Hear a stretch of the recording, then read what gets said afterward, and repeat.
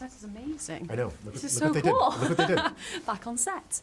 I know. I was like, wait a minute, why do I feel way too comfortable? Yeah. And also slightly nauseous. Don't be nervous. This will be fun, I hope. I'm the nervous one to talk to you. Oh my gosh, I'm so happy to talk to you. With how much of a genuine big fan I am of your stories that you've told over your career. Oh, thank you. I'm a really big fan. That means a lot. Thank you so I'm much. Nervous, but yeah, I just wanted to say thank you for telling the this stories is that you tell. This is going to be the best 10 minutes of our day. Watch Yay! this. So I'll start by highlighting that you've been on musical theatre, moved into television, now feature films, and through all these different mediums of storytelling, all your characters seem to have this general through line of asking themselves, who am I? What is my legacy? What am I going to leave behind? And I wondered why you're drawn to those kinds of stories. From Alexander Hamilton even the to transmission Moana. was received. They're asking the same questions, and I feel like everyone asks themselves those questions, and I wonder why you're drawn to them. Yeah, I mean, probably because those are the questions that I ask. And I think, this, and you're absolutely right. And I've been basically asking those questions in everything. I mean, In the Heights is the same thing. I mean, Yes. it's really, like, Fosse Verdon is this as well. Yes, yeah. I think as someone who came a little late to wanting to make things, I grew up playing soccer, and that was my whole life. And then I started playing when I was 3 or 4, and I was pretty good. I played center midfield. My team was really good. And then around 12 or 13, I started playing against kids that were on the junior national team. Okay. And I thought, oh, there's a thing that I can't do. And I realized I had to be something else. I'd only thought of myself in this one way. Yeah. I'd just been like chasing a ball for every minute of my life for 10 years. And I was young, I was 13. And so I was watching the game pass me by, but I could see it. I just couldn't do it anymore. Yeah. These kids were better and faster and all this other stuff. And so I continued to play all through high school, but what happened is I sort of had a certain, I had to reckon with something. What if I'm not the thing that I've always told myself I am? Like, that's the story. That's the story that I've been telling over and over again, because I had to redefine, and I had to find something else. And it wasn't until I was 21 years old, I was at uni, no big nice, deal. Yeah, you're in the UK now. No big deal. And one of my friends, a former soccer player, said, hey, I'm going to do a play. I was like, okay. He said, I'm doing the student theater. You should come and help me. I was like, no, it's not really what I do. And he said, just come. And I went to the auditions, and I thought, oh, auditions are like tryouts. Practice is rehearsal. The game is the show. The postmortem is the postmortem. And the idea of being a director is effectively unifying a group of disparate people towards a common goal. Yeah. I was like, I know how to do that. I can see it, but I can't do it anymore. Yeah. And so that became a place for me to take whoever I might have been and funnel it into. So I think that's why it's been such a central question for me. That's amazing. Well, thank goodness you weren't good at football. Yeah, That's all I'll say. I was because fine. You found. Okay, I was fine. Sorry. Thank goodness you were okay.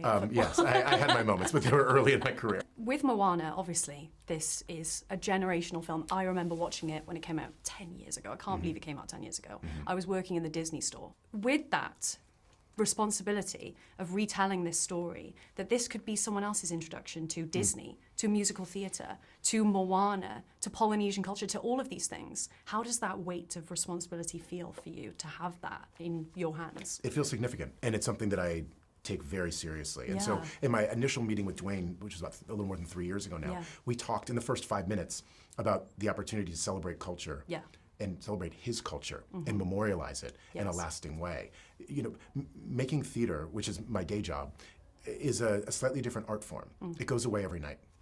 Yes. And it's one of my questions. Yeah, and it's something, Peter Brook has the saying that it's like writing messages in the melting snow. Yes. You could say, particularly for ours, it's making a sandcastle a little too close to the shoreline. It's going to go away. Yeah. So this was a chance to carve into marble, to put something in, in a lasting, sort of high elevated place of cinema.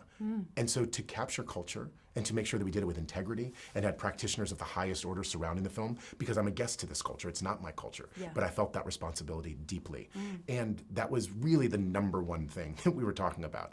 And now we also had the chance to be back with my favorite mode of storytelling, which is musicals. There's something about the musical. You saw this 10 years ago, and you've maybe seen it many times since. Yes. But you've heard the songs hundreds and hundreds of times, if not thousands of times. So when you hear that song, you're the kid in the Disney store. Right? I'm the kid playing, wherever we were, or you're the grown-up who's doing this, or you took your kid, or whatever that thing is. So the music is this sort of connector. The music is this portal back into it. And I think that's why I've committed so much of my life to using music as a storytelling device, because I think what it does is it invites more people into the tent. I think music actually is broader based. Yes. You know, and I always say that there's two people, you know, in the world. There's people that say they love musicals, and then people pretend they don't. Yes. And so some How people can you say not? that they don't like musicals, but what they do is they often feel uncomfortable with the form. Yeah. But the way that Lynn writes, there's an integration.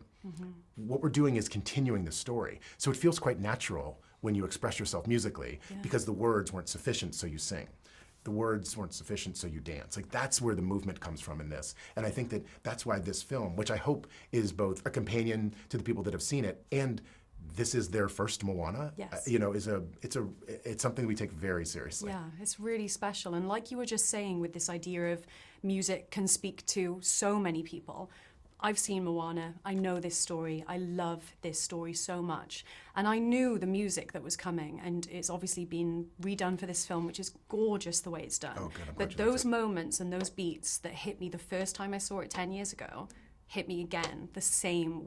And I wondered if you had a piece of media or a piece of music or something that you return to that gives you that same emotional feeling every time, whether it's crying or just makes you feel Oh, yeah. that you're connected to it deeply. I really appreciate that. There's something that always stayed with me. Fiddler on the Roof, which was a very important musical for me, was done all over the world. Yeah. You know, when it came out in the mid 1960s, and they did a production in Japan. And there's a story that one of the creators told, where one of the Japanese investors came up to him afterwards and said, "We love this musical here, but how does it work in America? It's so Japanese." And they hadn't changed a word. And what that's doing, what it's talking about, is something that I heard a wonderful playwright named Donald Margulies say, which is, through the specific, you transcend to the universal.